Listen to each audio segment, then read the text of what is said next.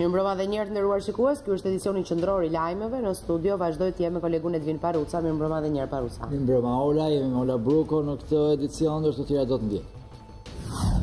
Sërish krimi godet familjen shqiptare, një 57 vjeçar në Vlorë mbyti gruan dhe më pas në kushtet e tronditjes psikike për aktin e rënd, preu damarët me thik, dërgohet në gjendje të rënd në spital. 4 zyrtarë dhe ish zyrtarë të Ministrisë të Drejtësisë u arrestuan të akuzuar për shpërdorim detyre dhe shkelje të barazisë në tender, ndërsa 8 janë të detyruar për paraqitje. 14 zyrtarë të tjerë janë duke u hetuar lidhur me skandalin e ashtu quajtur i byzylykëve. Ish ministri Brendshëm Samir Tahiri kërkoi sot shfuqizimin e shtyrjes së hetimeve ndaj tij, ndërkohë që prokuroria vendosi seancë të mbyllur për ruajtje të sekretit. Tahiri akuzoi prokurorët se sekretin e kanë nxjerrë kur trafikuan lajmet për të me SMS. Lirohet nga detyra e drejtorit të burgjeve Stefan Qipa për t'u emëruar në kryet e entit të banesave. Në vend të tij emërohet kreu i AKU Sagim Ismaili.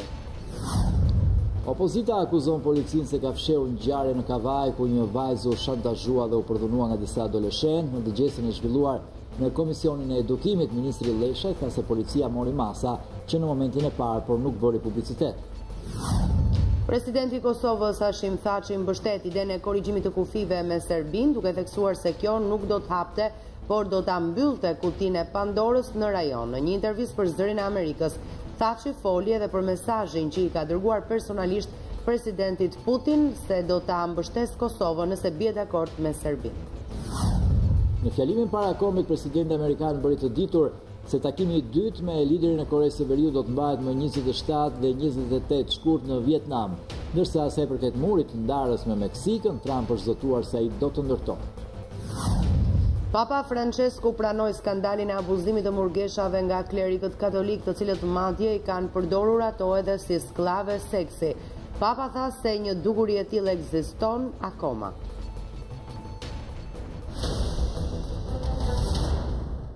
Ishte disa për zhvillimeve kryesore, flasim tani qërsisht. Një ngjarje e rëndë dëshënuar një familje vlonjate ku burri në kushtet e depresionit ka mbytur gruan dhe më pas ka tentuar të vrasë veten duke prerë damarët me thik. Mësohet se bashkëshortët kanë patur probleme në marrëdhënien e tyre për shkak të dhunës së vazhdueshme që burri ushtronte ndaj gruas së tij. Krimi në familje tronditi Vlorën. Një ngjarje e rëndë ka ndodhur në lagjen Kushtrimi ku pas një sherrri në familje, burri 57 vjeçar ka mbytur me duar gruan 45 vjeçare, e më pas ka tentuar të vetvritet duke prerë damarët. Viktima është Eva Lera, ndërsa bashkëshorti i saj Teodori u dërguar në spital në gjendje të rëndë. Një ngjarje e rëndë shënua në lagjen Kushtrimi ku 57 vjeçari Todi Lera i ka marrë jetën bashkëshortes së tij Eva Lera.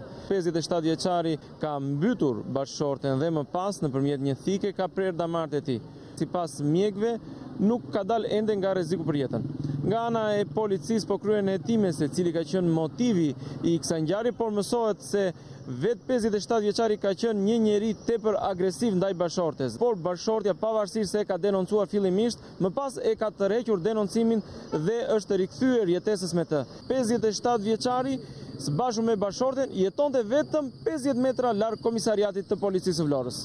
Fshinjët e pallatit ku ndodhi ngjarja tregojnë për News24 se çifti Lera kishte probleme prej kohësh. Sipas dëshmive të tyre, Teodor Lera ishte xheloz dhe dhunonte vazhdimisht gruan e tij, e cila shumë rrallë dilte nga shtëpia. Ajo vetëm brenda, vinte në dyqan, vinte nga dyqani, kaq. Po që xhelozi ishte jashtë. Se mendova në fillim se që më filloj të përdorë dhunë prapë me. Erë fundit që ka goditur, kur ka që? Para 2 vjetë që me dënoha në atë bëngë dhe e sali kjo prapë. Për fëmijët vetëm, të do të abi për fëmijë. Qifti Lera 5 vite më parë ishte zhvendosur në Vlorë nga fshati Bunavi. Ata kishin 3 fëmijë, 2 vajza dhe 1 djalë, 2 prej të cilëve jetojnë jashtë Shqipërisë. Sipas dëshmive në vendngjarje, 57 vjeçari nuk punonte, ndërsa gruaja e tij Eva Lera pranë banesës kishte një dyqan ku tregtonte veshje të përdorura. 4 zyrtarë dhe ish zyrtarë të Ministrisë së Drejtësisë u arrestuan të akuzuar për shpërdorim detyre dhe shkelje të barazisë në tender, ndërsa 8 janë të detyruar për paraqitje. 14 zyrtarë të tjerë janë duke u hetuar lidhur me skandalin ashtu quajtur i byzylykëve. Hetimet më shumë se një vjeçare të prokurorisë së Tiranës shkaktuar një furtunë të vërtetë në Ministrinë e Drejtësisë. 4 zyrtarë dhe ish zyrtarë të lartë të këtij institucioni vunë në arrest pas dyshimeve për shpërdorim detyre dhe shkelje barazie në 5 tendera të zhvilluar përgjatë viteve 2016-2017. Në arrest shtëpi është dërguar ish sekretarja e përgjithshme e Ministrisë së Drejtësisë Juliana Hoxha, ndërkohë janë dërguar në qeli drejtori i shërbimeve mbështetëse Aurel Lamqe si dhe specialistët e IT-s Lucien Ali dhe Arlinda Likaj. Për 8 zyrtarë të tjerë, gjykata me kërkesën e prokurorisë caktoi masën e detyrimit për paraqitje. Burime zyrtare të institucionit të akuzës thanë se edhe 14 zyrtarë të tjerë janë në hetim. Bëhet fjalë për 5 tendera që kanë të bëjnë me mbikëqyrjen elektronike të 7 gjykatave administrative, ato të mbikëqyrjes elektronike të të dënuarve, mirëmbajtjen e regjistrit notarial shqiptar, sistemin e monitorimit me kamera në burgjet e Lezhës dhe Fushkrujës, si dhe mirëmbajtja e sistemit elektronik të çështjeve të përmbarimit. Shkeljet janë evidentuar fillimisht nga grupi inspektimit të Ministrisë së Drejtësisë dhe më pas edhe nga grupi inspektimit të Ministrisë së Financave. Hetimet zbuluan faktin se përmes shpërdorimit të detyrës zyrtarët i kanë shkaktuar shtetit një dëm të madh financiar. Në fokusin e prokurorisë ishin funksionarët publik që kanë qenë pjesë e njësive të prokurimit, komisioneve të vlerësimit të ofertave dhe komisioneve për mbikëqyrjen e zbatimit të kontratave. Tenderat janë zhvilluar në kohën kur Ministrinë e Drejtësisë e drejtuan Petrit Vasili dhe Ylli Manjani. Prokuroria deklaroi se nëse e shetë të nevojshme, do t'i thrasë të 2 ish-ministrat në pyetje, ndërkohë zbatimi i kontratave ka vijuar edhe në kohën që dikasterin e drejton Lajmeve. Vetëm 5 muaj ka zgjatur puna e Stefan Çipës në krye të drejtorisë së burgjeve, pasi ministre e drejtësisë Lajmeve ka afirmosur lirimin e tij. Stefan Çipa u emërua si drejtori përgjithshëm i burgjeve në shtator të vitit të shkuar pas arrestimit të ish-drejtorit Arben Çuko në kuadër të operacionit Volvo 4.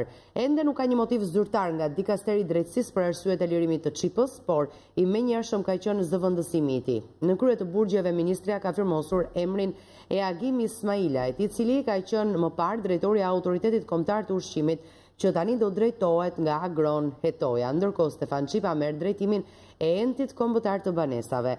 Çipa ka mbajtur më parë postin e zëvendës ministrit të brendshëm dhe është një ndër kandidatët potencial për Bashkinë e Sarandës në zgjedhjet vendore të qershorit. Ish-ministri i brendshëm Samir Tahiri kërkoi shfuqizimin e shtyrjes së hetimeve ndaj tij, ndërkohë që prokuroria vendosi seancë të mbyllur për ruajtje të sekretit. Tahiri akuzoi prokurorët se sekretin e kanë nxjerrë kur trafikuan lajmet me SMS, ndërsa paralajmëroi se në Shqipëri askush nuk shpëton dot pa paguar faturën e tij. Nuk më ka humbur durimi, mu bë një vit e disa muaj që pres. Ish-ministri i brendshëm Samir Tahiri, i cili kërkon gjykatës të urdhërojë prokurorinë të përfundojë hetimet e qelura ndaj tij për lidhje me grupin kriminal Habilaj, tha se do të pres me durim të bëhet drejtësi. Gjithçka po ndodhe ka përcyer çdo limit arsyeshëm, sepse një gjendje e tillë e pashpjegueshme, mjegullnaje dhe dyshimi nuk mund të vazhdojë dot më. Nëse kjo ndodh me mua, merreni me mend ç'ndodh me njerëzit që kanë 1 milion hallë në dyert e gjykatave dhe sistemit drejtësisë dhe nuk gjejnë dot drejtën. Dhe bërtasin e nuk dëgjohen. Tahiri deklaroi se prokuroria ka patur kohën e nevojshme për ta hetuar e se çështja duhet të marrë me patjetër zgjidhje, pasi siç tha, drejtësia e vonuar s'do të kishte vlerë për të. Drejtësia e vonuar nuk është më drejtësi. Ish-zyrtari i lartë deklaroi se është dashur të bëjë sakrificë në pritje të fjalës së fundit të institucioneve ligjzbatuese, por shprehet i bindur se nuk është pengë askujt. Kam respektuar drejtësinë, pavarësisht se besoj që është sakrificë nga ana ime ta respektoj drejtësinë. Unë kam heshtur për të marrë atë që më takon. E pasaj do flas, por peng nuk kam si mban njeri.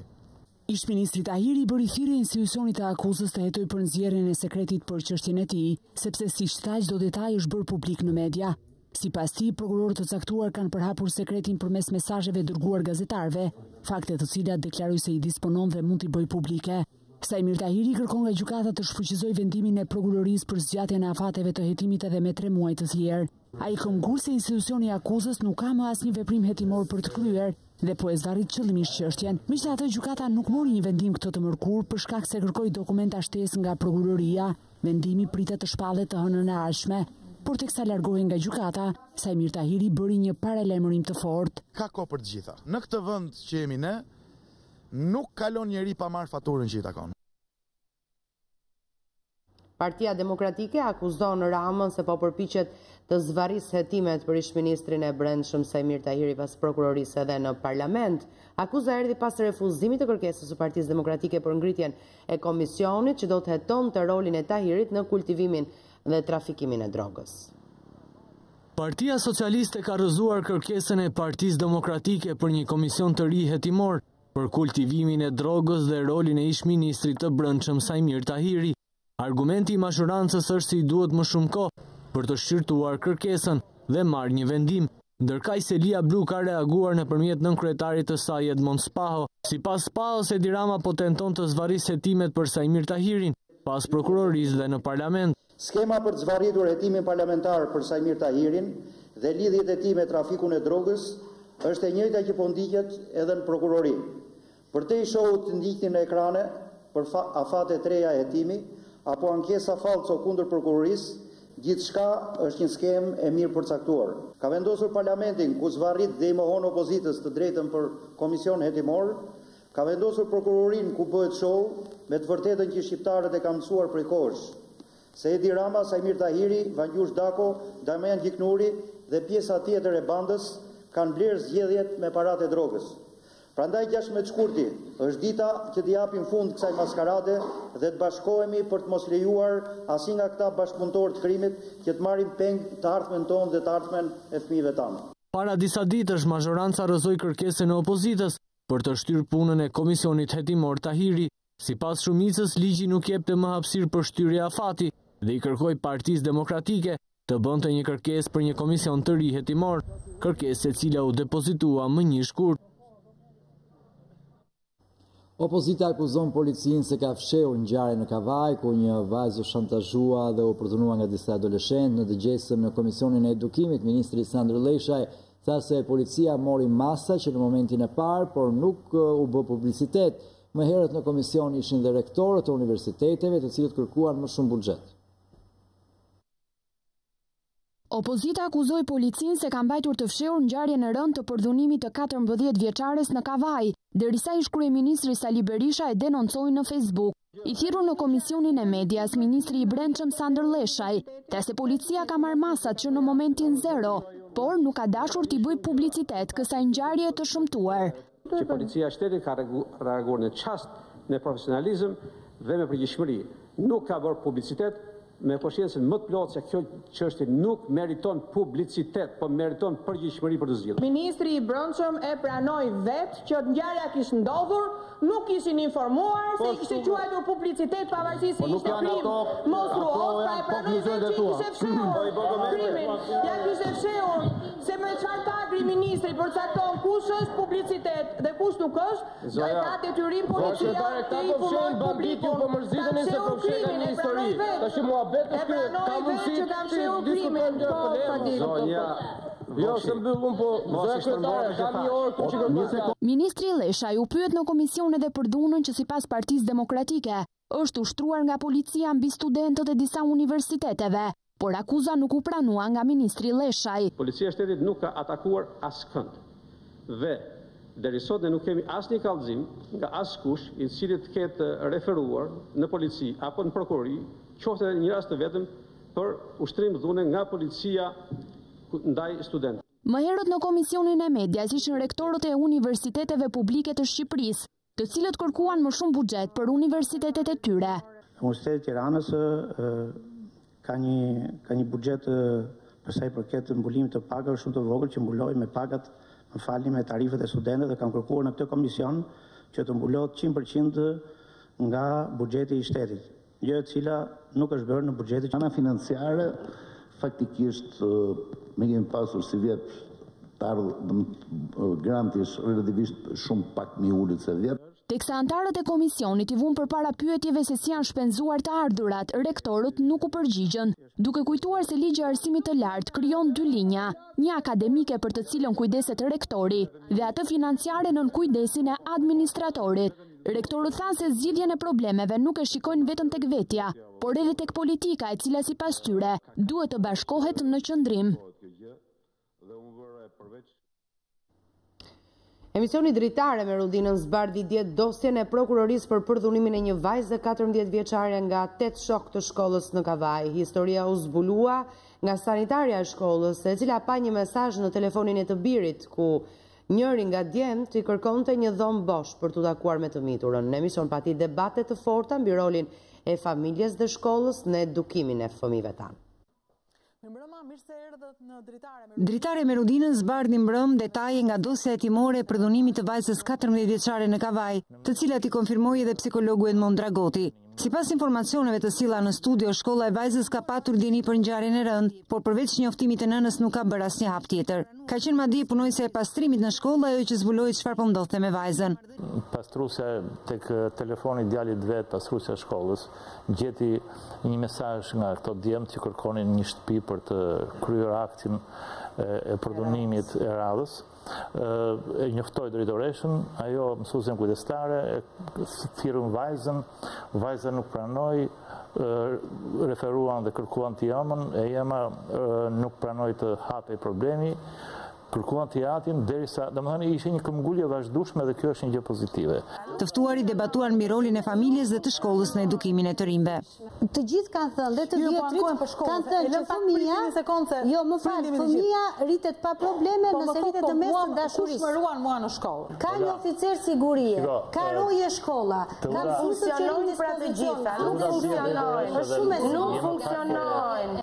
Unë një prindi do t'i thoja që të mundohet që ta kaloj atë derën, të hy, të komunikoj me mësuesit, të kërkoj të drejtën e një edukimi që shkon përtej orës së biologjisë. Pra ne nuk mund të mendojmë dhe nuk mund të lejojmë që e gjithë edukata seksuale në kontekstin shqiptar të konsumohet vetëm me një orë biologjie. Prindrit edukoj vajza dhe djemt në mënyra të ndryshme. Si fillim në një familje, çohu ti merja ujin vllajit.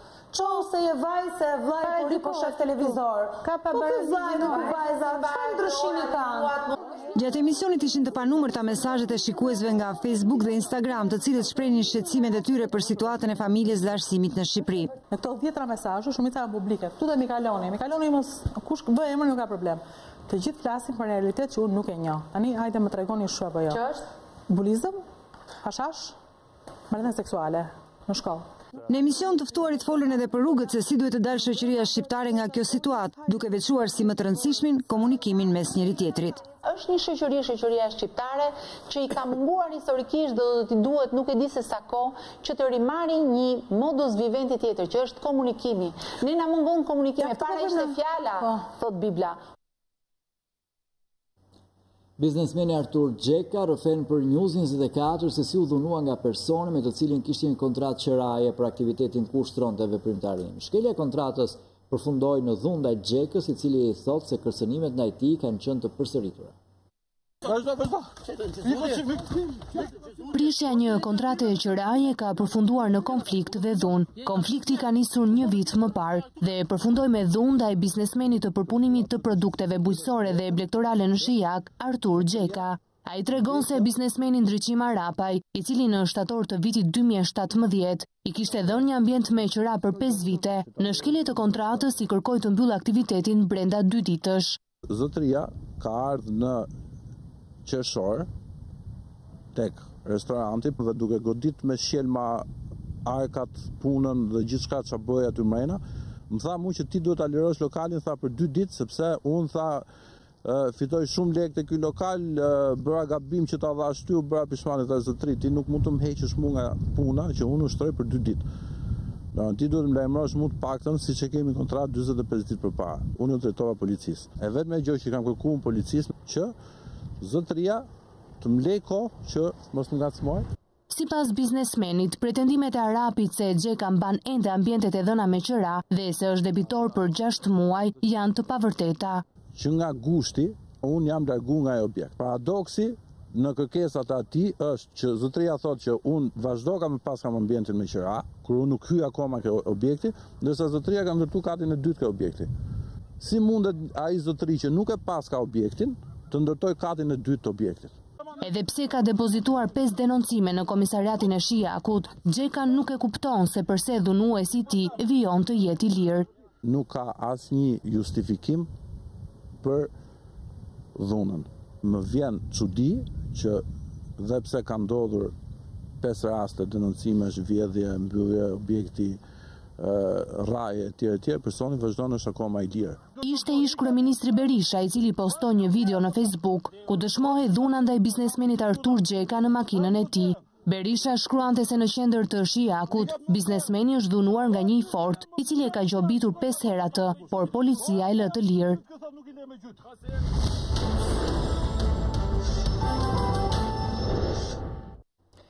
Kreu i Këshillit të Lartë të Prokurorisë Gent Ibrahimi ka pritur në një takim prokuroren speciale kroate, e cila do të asistojë Shqipërinë përgjatë një periudhe 2 vjeçare në ngritjen e organeve të reja të drejtësisë. Gjatë takimit, Ibrahimi vlerësoi eksperiencën e prokurores speciale në mbështetjen që do t'jap KLP-s, ndërsa praktika e ndjekur në vendin nga prokuroria vjen, pra Kroacia, mbetet një pikë referimi për funksionimin e institucioneve të reja të drejtësisë në Shqipëri. Ibrahimi theksoi se ngritja e SPAK, sipas standardeve ndërkombëtare, mbetet një prioritet i institucionit që ai drejton. Prokuroria speciale që njihet si prokuroria që hetoi dhe dërgoi në bankën e të akuzuarve ish kryeministrin kroat Ivo Sanader dhe ish zëvendës kryeministrin theksoi se procesi i përzgjedhjes cilësore të SPAK mbetet themeli paanshmërisë dhe integritetit. Sipas saj, SPAK duhet të mbështes punën mbi procese proaktive.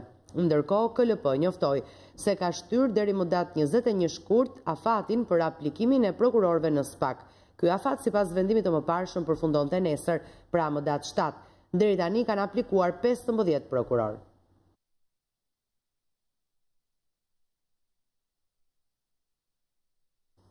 Mes debateve se cili organ i kuvendit duhet të shkërtojë propozimet për rishikimin e rregullores, deputetët e mazhorancës i miratuan ato në parim në mbledhjen e Komisionit të Ligjeve. Deputeti socialist Fatmir Xhafaj shprehu kritikat për dobësimin e integritetit të ligjvënësës. Sipas tij, ndryshimet e shpeshta të rregullores e kanë shndruar deputetin thjesht në një karton. Pasi rrëzoi kërkesën e opozitës për të diskutuar mbi ndryshimet në rregulloren e kuvendit, në Këshillin për mandatet dhe rregulloren, mazhoranca i miratoi vetëm ato në parim. Pro, kundër s'ka, abstenim s'ka, miratohen në parim projekt vendimi për ndryshimet në rregulloren e kuvendit të Shqipërisë. Në opinionin e Fatmir Xhafajt, rregulloria e re e kuvendit duhet të përqendrohet tek roli i deputetit. Duke dalë mbi debatin se ku duhet të diskutojnë ndryshimet, ai nënvizoi nevojën për rikthimin e integritetit të humbur të deputetëve. Ndryshimet e erpasershme që janë bërë, si thash, gati 8 ndryshime nga 2005 deri në 2017, duhet të jemi të sinqertë që ja kanë zbehur rolin e deputetëve.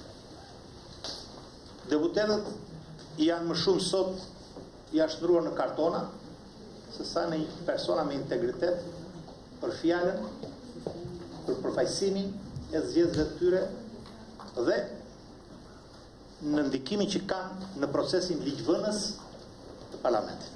I gjithë debati politik mes palëve u përqendrua pikërisht në faktin se cilit organ parlamentar i takon diskutimi për ndryshime në rregullore. Opozita u shpreh dyshuese rreth premtimit të bërë një javë më parë nga kreu i grupit parlamentar socialist Auland Balla, se ndryshimet do të miratohen vetëm me konsensus. Ai pak përgjerimet të Auland Ballës. Me konsensus, s'ndryshojmë asgjë pa konsensus. Do respektojmë traditën. Kurtro pra, Këshilli i mandateve dhe të rregullores është ai i cili përcakton në mënyrë të qartë konsensus. Konsensus me kobure në tavolinë, për shkak se keni shumicë, kujtej. Por se si studion propozimet për ndryshimin e rregullorës, nuk e thot 13 e rregullorës, e thot 117 e rregullorës, që thot ndryshimet në rregullore ndjekin të njëjtën procedurë që ka përcaktuar rregulloria e kuvendit si për shqyrtimin e projektligjeve të zakonshme. Në përpjekje për t'i dhënë fund dyshimeve të opozitës, e cila ishte larguar nga salla, kreu i ligjeve Ulsi Manja tha se do të takojë konferencës së kryetarëve, të vendosë nëse ndryshimet që fillimisht do të miratohen në Komisionin e Ligjeve, më pas të kalojnë për të marrë vullën e fundit në Këshillin e Rregullores, ku palët janë të përfaqësuara në mënyrë të barabartë. Javën e ardhshme pritet që të nisë procesi i vettingut në polici, ku në sit do të kalojnë në fillim 300 punonjësit e policisë me grada më të larta. E thërritur në komisionin për mbikëqyrjen e zbatimit të ligjit për vettingun e policisë, kryetaria e bordit për zgjedhës Aida Shehi tha se janë krijuar të gjitha kapacitetet për të realizuar me sukses këtë proces. Javën e ardhshme pritet të nisë puna për të vetuar 300 punonjësit e policisë me gradat më të larta. duke nisur që nga drejtori i përgjithshëm i policisë, Ardi Veliu. Këtë e bëri të ditur kryetarja e bordit për zgjedhës të kualifikimit Aida Shei, e ftuar në nën komisionin për mbikëqyrjen e zbatimit të ligjit për vettingun e policisë. Sipas saj, pas miratimit të vendimit të Këshillit të Ministrave të datës 23 janar të këtij viti, që i hapi rrugë përcaktimit të pagave për anëtarët e Komisionit të Jashtëm të Vlerësimit dhe Sekretariatit Teknik, këto dy komisione janë gati të nisin punë. Në kushte në cilat u miratua kjo VKM, pra për shpërblimin dhe për të vënë në vli punën e nisur që nuk ka ndalur nga ana e bordit për zgjedhjes, dhe jemi në pritje që nga momenti në moment, ose brenda kësaj jave të fillojë punë Komisioni i Jashtëm të Vlerësimit dhe Sekretariati Teknik. Dhe gjithashtu për sa i përket logjistikës, janë marrë masa për të filluar punën. Jemi të gatshëm në të dy pozicionet që janë në vlerësim dhe qoftë në Akademinë e Sigurisë, që është një mundësi, është edhe mundësia tjetër pranë Gardës së Republikës. Duke ju përgjigjur interesit të deputetëve lidhur me ecurinë e vettingut në polici, Shei u shpreh se janë të gjitha kapacitetet për të realizuar me sukses këtë proces.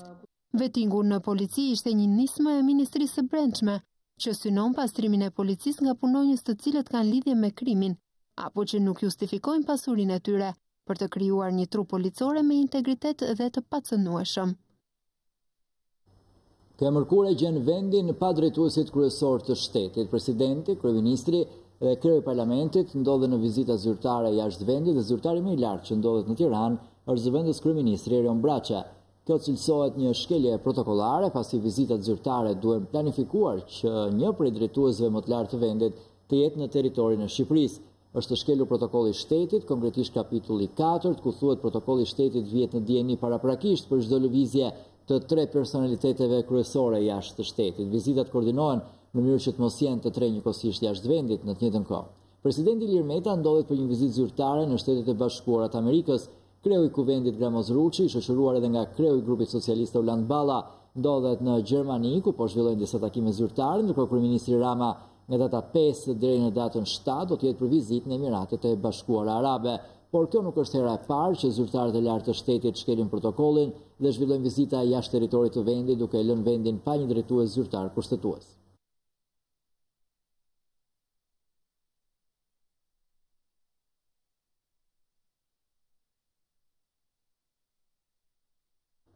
Kryedemokrati Lulzim Basha avion turin e takimeve me qytetarët, duke i ftuar ata në protestën e 16 shkurtit. Pas ditën e sotme, ai u bashkua protestës së banorëve tek Unaza e Re, ku prekui bëri thirrje kryeministrit Rama të largohet deri më 15 shkurt, pasi sipas tij, prej 16 shkurtit do të vendosin qytetarët. Zëri vetëm në protestën e 16 shkurtit do të jetë ai i qytetarëve. Kështu deklaroi kryedemokrati Lulzim Basha gjatë takimeve që zhvilloi në Vor, ku i ftoi qytetarët të ngrihen kundër politikave të qeverisë. Me 16 shkurt nuk do të jetë një ditë e zakonshme proteste, as një protestë si gjithë protestat. Do të jetë dita kur bashkimi më i madh i shqiptarëve, që nga dita e parë e pluralizmit, do t'i japi fund dhe do deklaroj fundin e qeverisë bandite të Tiranës. Nuk do jetë ditë fjalimesh. Fjala vetme dhe zëri vetëm që do dëgjohet atë ditë do jetë zëri juaj, zëri qytetarëve të përkëmbur, të harruar, të dhunuar, të gabitur e të vjedhur. Kreu Demokrat u shpreh vendosur se nuk do të ketë asnjë lloj marrëveshje me kryeministrin Rama. Na thonë miratoni kodin elektoral. I them miq të dashur, ju kam thënë dhe në anglisht, po sot po jo përsëris në shqip. Ç'pun keni me kodin? Po të zbatohet ky kod elektoral siç është. Po të zbatohet ky kod penal siç është. Sot Vangjush Dako, Sajmir Tahiri, Taulant Balla, Damian Gjiknuri dhe vetë Edi Rama duhet ishin para drejtësisë dhe paraparekurave. Nuk ka për të patur asnjë marrëveshje me Edi Ramën. Ai duhet dhe me vullnetin tuaj dhe bashkimin tuaj do të largohet një orë e më parë nga karrikja që ka usurpuar. Pas takimeve në Vor, Basha u ndal edhe në protestën e banorëve të Unazës së Re, të cilët gjithashtu i ftoi të jenë në ballë të protestës së 16 shkurtit. Deri me 15 shkurt, largohet nga karrikja që i kanë falur kriminalët, t'i japi rrugë zgjidhjes politike qeveri tranzitore, zgjedhjet parakoshme, parlament qytetarëve, qeveri qytetarëve. Për ndryshe prej 16 shkurtit e tutje ka vetëm një forcë që vendos, ajo forcë që vendosi këtu, forca e qytetarëve të bashkuar. Pse jemi në këtë gjendje?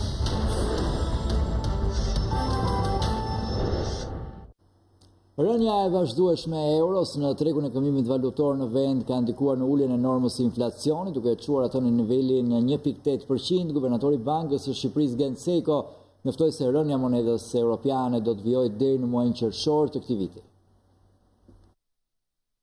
Rritja e vlerës së lekut kundrejt monedhës europiane do të vijojë të jetë e pranishme edhe në gjysmën e parë të këtij viti. Sipas guvernatorit të Bankës së Shqipërisë, mbiçmimi i kursit të këmbimit ka bërë që norma mesatare e inflacionit të ulet në 1.8% nga 2.2% që ishte më parë. Por sipas Gensekos, ky efekt do të jetë i përkohshëm.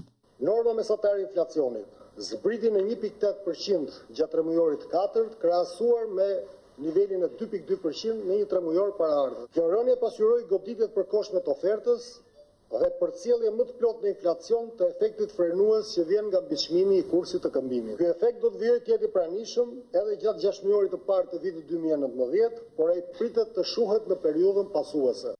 Bazuar në të dhënat e Instat, sipas guvernatorit, ekonomia shqiptare deri në fund të muajit shtator të 2018 u rrit me 4.25%, e bazuar kryesisht në curim pozitive të konsumit privat, investimeve, eksporteve, si dhe nga rritja vjetore e prodhimit të energjisë. Por të dhënat tregojnë se për periudhën tetor-dhjetor të vitit kaluar, ritmet e rritjes së ekonomisë janë ngadalësuar.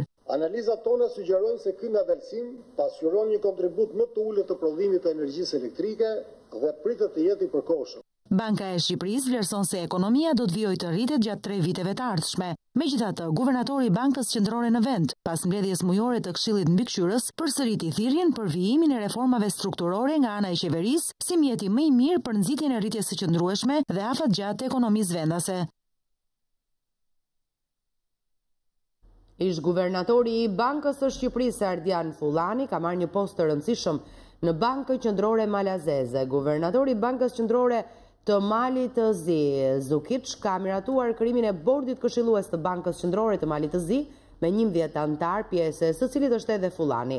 Vendimi për krimin e këtij bordi është marrë që në muajin shtator të vitit të kaluar. Lajmi bëhet i ditur nga gazeta e njohur Malazeze e Vjestë, e cila ka risjell në vëmendje faktin se Fullani u shkarkua dhe arrestua në Shqipëri në 2014 për shkak të vjedhjes së 713 milion lekëve nga thesari i shtetit. Mediat malazeze shkruajnë se guvernatori i Bankës Qendrore të Malit të Zi nuk ka pranuar të përgjigjet nëse minohet besueshmëria e këtij institucioni për shkak se antari nga Shqipëria, Fullani, rezulton të jetë shkarkuar për shpërdorim detyre pas vjedhjes së një shume të konsiderueshme parash në institucionin që ai drejtonte.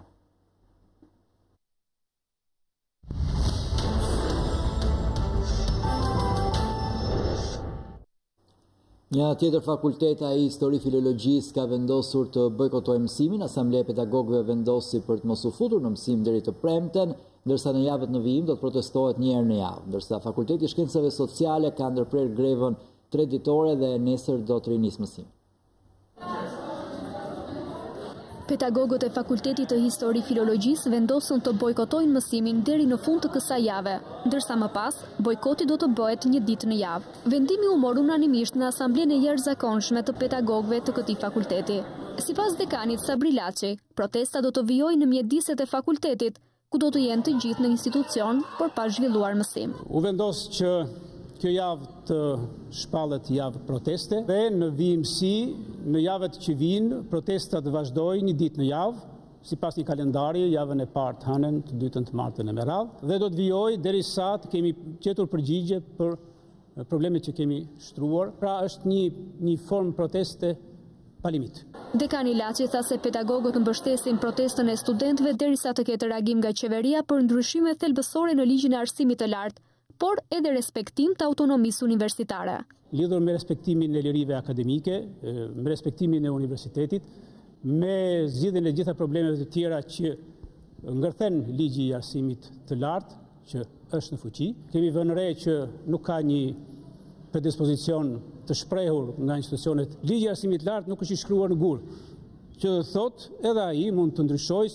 Laçi u përgjigje edhe për grupin e studentëve të cilët po protestojnë, teksa pohoi se një grup i caktuar kërkojnë mësim. Ndërsa për zvendësimin e orëve të humbura, ai tha se stafi akademik do t'i zvendësoj orët në fundjavë. Sa kam kuptuar unë, ata presin të reagojë konkretisht qeveria, pra që ata të ndjejnë efektin e zgjidhjes konkretisht, që do të thotë zgjidhjen e gjitha problemeve që kanë parashtruar, dhe zgjidhja duhet të përjetohet. Unë nuk kam asnjë kërkesë nga studentët për të rifilluar mësimin, por ka studentë që dëshirojnë të bëjnë mësim. Në këtë asamble është shprehur qartë vullneti, vendosmëria, madje, jo thjesht vullneti i gjithë stafit akademik për të përmbushur, për të angazhuar totalisht për të përmbushur programin mësimor në kohë rekord, duke sakrifikuar dhe nga ditët e pushimeve, pse jo?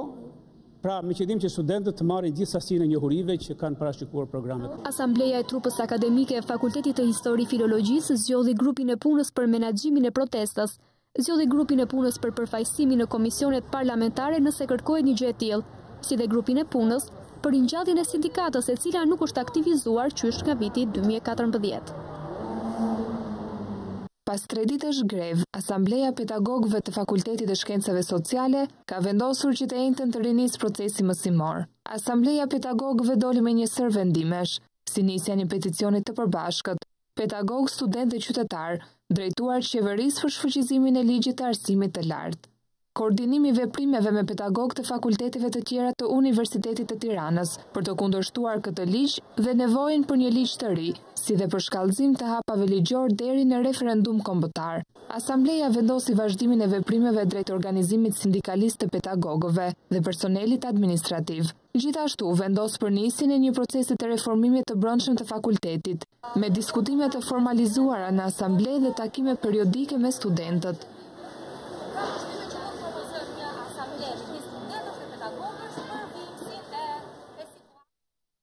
Ish të përndjekurit politik në Shqipëri vazhdojnë të mbeten të zhgënjur si pasojë e mos akordimit të dëmshpërblimit për vitet e burgut. Personazhi i kronikës tonë është ish i burgosur i Gani Aliu, i cili thotë se po vuan ashtu sikurse edhe në vitet e diktaturës. 20 vjet pas, si qeni s'ka marrë si lek. Këto pamjen nga tentativa për vetdjegje ishte burgosurit të tret politik në grevën e 2015-s të ngjajnë të freskëta dhe sot. Por përkundër këtyre përpjekjeve, ishte burgosurit Gani Aliu ende nuk i është dhënë dëmshpërblimi premtuar, teksa ai qëndron në kushte ekstreme të varfërisë në një banesë të braktisur, teksa kalvari vuajtjes vion si në kohën e komunizmit. Bas burgut, mbajtëm shpresë hajtë se po marrim dëmshpërblimi për në jepën drejtat tona po kur asnjëherë. Edhe dëmshpërblimin e burgut, unë kam marrë vetëm 2 këste. Sot përjetoj në kushte më të njerëzore, kushte të tmerrshme, në një shtëpi, si që shikoni vetë, e braktisur, mbuluar me plasmas, më keqen s'pas mirëditës. Ujnë për të pirë shkoj me marrim gjysmë kilometri, 1 kilometër shkoj ardhë rruga. Po bëj jetë të tmerrshme, më keqen mes jetë. Ganiu thot se për shkak të varfërisë dhe kostos së ulët të jetesës, zgjodhi të jetonte një banesë të braktisur në Puk, por dhe në këtë zonë ai ndjehet i përndjekur teksa nuk kursen akuzat ndaj policisë lokale. Provokime pas provokime dhe në komisariati policisë Pukës, s'm kanë lënë gjë pa bërë. Lloj provokime, s'm kanë futur edhe në birut, me pa drejt. Kam provokime nga policë ndryshëm, i kam dhe emrat, t'jap dhe emrat. Vitet pas diktaturës, tek ish i përndjekuri politik Gani Aliu, nuk sollën shpresën të cilën e ndëronte në kampin famkeq të Spaqit, në torturat e tmerrshme, plagët e të cilave qëndroi dhe sot. Ai tashmë, shpresë humbur, mendon sërish vetflijimin. Edhe mund të vetflijojmë përsëri prap. Po, jam i gatshëm të vetflijojmë. I bindur se zëri i tij është i mekur në zhurmën e madhe që politika i shkakton Shqipërisë, ish i burgosur i politik Gani Aliu i bën dhe një herë thirrje qeverisë të mbajë premtimin dhe mos t'i lërë të vdesin të zhgënjur atë dhe bashkëvuajtësit e tij. Ti japi përparësi ishte burgosur politik njerë. Jam i dhunuar në përburgje, jam pushkatuar shok bashkëvuajtësit e mi në diktaturë. Kemi ikur në një diktaturë, kemi ardhur në diktaturë tjetër, më keq. Akoma më keq. Në spitalin rajonal të Gjirokastrës, numri i prekurve nga gripi është 50% më i lartë krahasuar me të njëjtën periudhë të vitit kaluar. Problemi në pavionin e pediatrisë mbetet mungesa e kapaciteteve në shtretër dhe përballimi i fluksit. Mjekët apelojnë për vaksinimin e popullatës. Rreth 50% më e lartë është shifra e fëmijëve të prekur nga gripi që paraqiten në spitalin rajonal të Gjirokastrës, krahasuar me një vit më parë. Mjeku pediatër Edmond Kotoni pohon se numri i vizitave shkon deri në 70 në ditë, vetëm në pavionin e pediatrisë. Ka 50% më shumë raste se vjet, tregon që mund të jemi edhe në kulmin e epidemisë. Rastet janë konstante, domethënë brenda një javë janë bërë arsyesisht 70 vizita në ditë çdo ditë. Nuk kemi ulje të rasteve, domethënë, që kështu i bie që nuk ka kaluar akoma faza e pikut. Mjeku Kotoni shton se pavioni pediatrisë ka mungesë kapacitetesh në shtretër dhe vështirësi në përballimin e fluksit të shtuar të pacientëve, ku më të prekurit janë moshat 0 deri në 1 vjeç. Aktualisht në pavionin e pediatrisë janë 90 fëmijë, ndërsa kapaciteti i tij është vetëm 20 shtretër. Problemi është i mungesa e kapaciteteve të spitalit, sepse këtu vinë dhe fëmijë nga TPL-na, nga Përmeti nganjëherë. Dhe ne kemi shtetër kufizuar, 20 shtetër kemi gjithsesi dhe në rastet më të ndërlikuara i trajtojmë dhe në efektiv në pediatrik. Problemi më shumë është i vendeve, është mbi kapacitetin që kemi aktualisht për shtretër. Mosha më të prekur janë 0-1 vjeç, janë po them fëmijët 0-1 vjeç dhe 5 deri në 14 vjeç.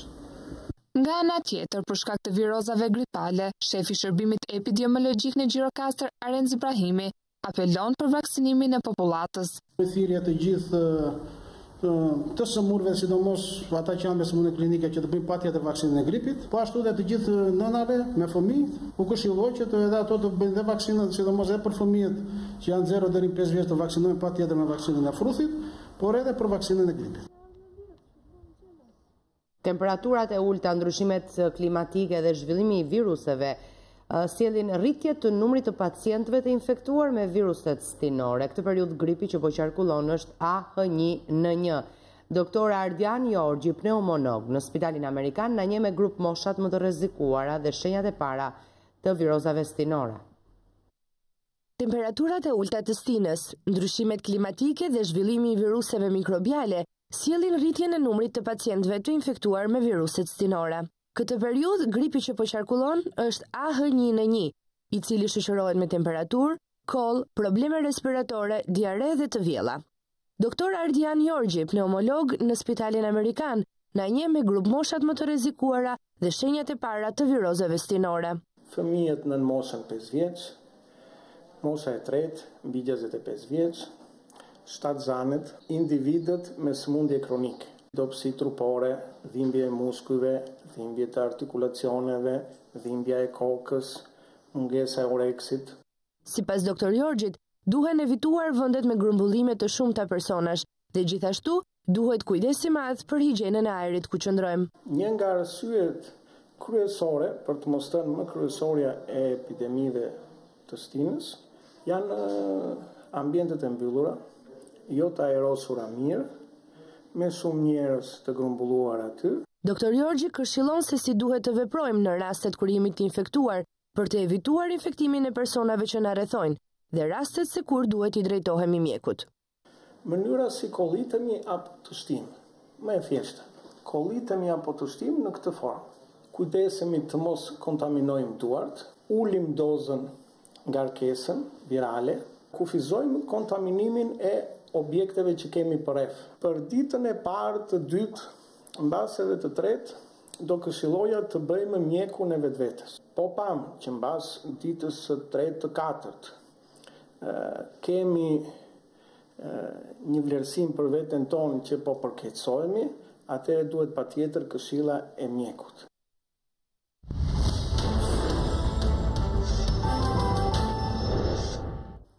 Presidenti i Kosovës Hashim Thaçi mbështeti idenë e korrigjimit të kufirit me Serbinë, duke theksuar se kjo nuk do ta hapte, por do ta mbyllte kutinë e Pandorës në rajon.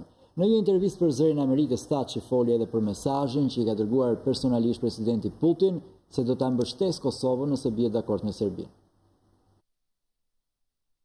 Unë kam theksuar edhe më herët e ritheksoj edhe sot se unë punoj që në kuadër të përmbylljes së dialogut Kosovë-Serbi të kemi një marrëveshje gjithëpërfshirëse, që të kupton zgjidhjen përfundimtare të çështjes së të zhdukurve, të refugjatëve, të edukimit, të shëndetësisë, të trashëgimisë kulturore serbe, artefaktet arkeologjike, që ka mundësi zhvillimit ekonomik dhe që në fund benefiti për Kosovën do jetë njohja nga Serbia, si shteti i pavarur dhe sovran, antarësimi i Kosovës në organizatën e kombëve të bashkuara, njohja edhe prej 5 vendeve të Bashkimit Evropian dhe hapet mundësia për antarësimin e NATO dhe Bashkim Evropian. Por ajo që mund të them përsëri se marrëveshja do të arrihet në mes 2 vendeve sovrane me njohje reciproke. Marrëveshja në fund do të ratifikohet nga Parlamenti apo përmes një referendumi, kështu që gjithçka do jetë e hapur dhe informuese botërisht, do thotë edhe shumë transparente për qytetarët e vendit, sepse askush nuk do të mund të vendosë i vetëm, por vendimarrja përfundimtare i mbetet Parlamentit të Republikës së Kosovës. Serbia është e përfshirë në dialog, ka shprehur vullnetin për diskutuar edhe mundësinë e njohjes së pavarësisë së Kosovës, përndryshe për ne nuk do të kishte fare kuptim ky proces.